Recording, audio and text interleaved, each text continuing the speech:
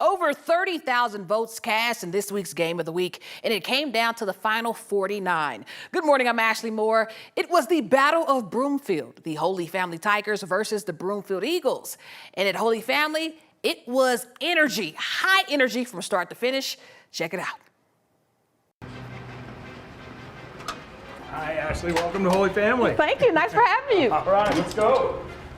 What's up, Tigers? This is Ashley Moore from the 9 News Prep Rally. And as you know, you all won Game of the Week. Let's go, Tigers! Hey, let's go, Tigers! You got a prediction for tonight? Ooh. Say 35-28 Broomfield. You're picking 35-28 Broomfield? Traitor! No. According to Denver Sports Media, who led the area last year in interceptions? Number 1, Broomfield's Mikael Bender, Holy Family's Landon Peters, Pine Creek's Ramon Pacheco. Mikael? Yes, Mikael did lead in interceptions. All right. How many miles separate the two schools? 3, 5, or 2?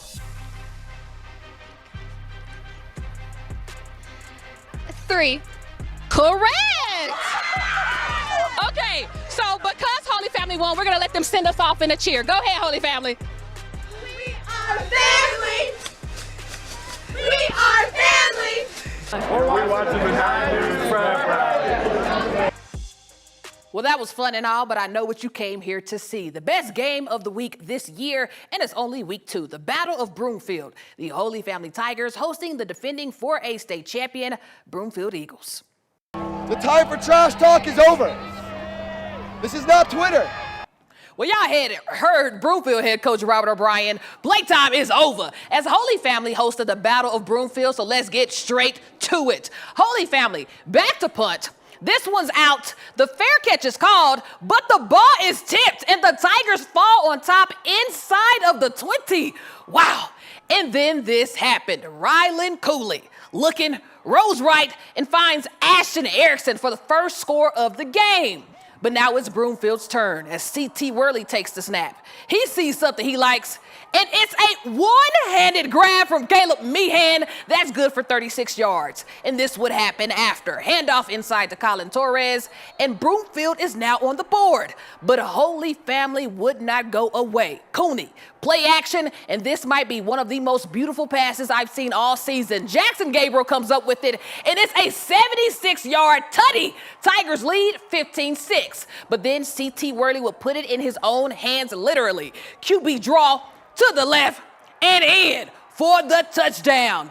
But let's fast forward to the final minutes of the game. A Holy Family down 7.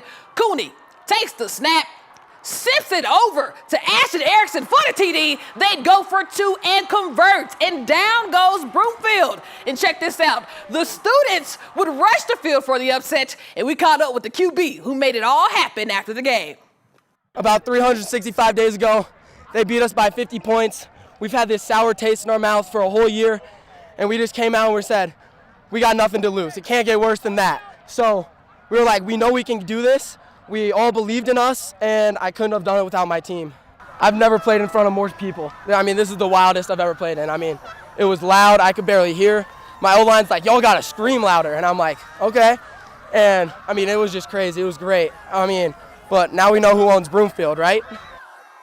What a game. Well, there was also some action Thursday night. Legacy taking on Cherry Creek, and yeah, you know how this one went. Creek's Jordan Herron takes the handoff up the middle and cuts to the left for the game's first touchdown, 7-0.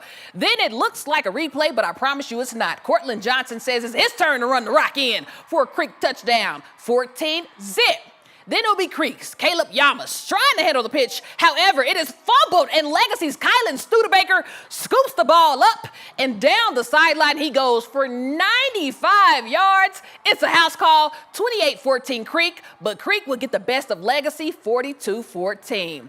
All right, so Fort Collins visited Mountain Vista this week, and let's just call it a rough road trip. Vista Drive. Austin Majewski hands it off to Jack Blaze, who makes a move down the sideline, turns on the Jets, and that's 31 yards to give the Golden Eagles a 7-zip lead. Same quarter, Fort Collins in the red zone, but Mountain Vista with the defense. Ja'Kai Mack will make the interception inside the end zone and off to the races. He returns this one 90 yards to the 10-yard line. So what do you do next? You reward him for a great play. Majewski sends it to Mack for the tutty, and they shut out Fort Collins 63-0. We're now to a top play sent by a viewer. Ramparts' Damian Carrera crashes Daughtery quarterback Leland Frescas, and it ends up being a strip sack. The quarterback never saw him coming, and he probably still feels that hit this morning.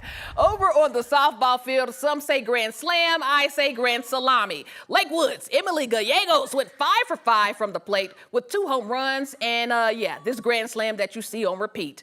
Beating Meade 15-13, but what a performance from Emily.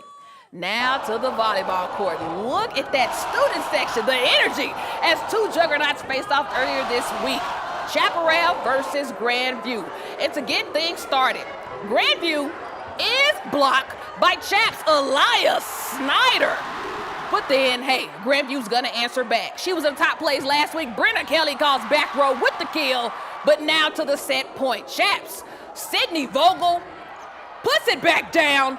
Chap wins the set and the game, 3-1, but check out the student section after this. They go absolutely wild, and Chap might have one of the best volleyball student sections I've seen all year. Listen, we were everywhere, but that game of the week, it's only week 2, but I think the bar is too high. It might be too high. Wow. 30,000 people voted. 30,000 people voted. It came down to 49 votes. That game was sold out. Students rushed the field, and it was an upset. I mean, what more can you ask for? Yeah, wow. It's just me on my computer pressing it 30,000 times. Hey, you can only vote once, actually. Oh, there you go. Oh, see. Right. You're trying to cheat the system. But shout out to Holy Family. I'll admit that was a great place. That's awesome.